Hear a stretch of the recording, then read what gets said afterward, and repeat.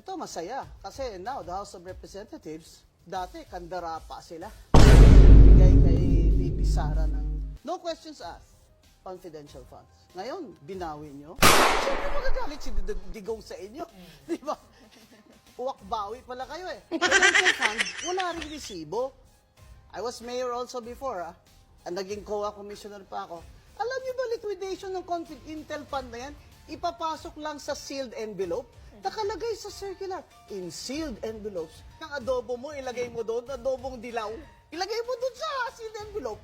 Hindi ba yan papasa sa COA? Kasi sealed envelope yan eh. That's what I've been saying, that the Congress, aside from doing the Filipino people a favor, so it speaks, eh, magpasa na kayo ng batas na nililimitan nyo yung confidential fund zero sa civilian agencies. At ang Intel funds,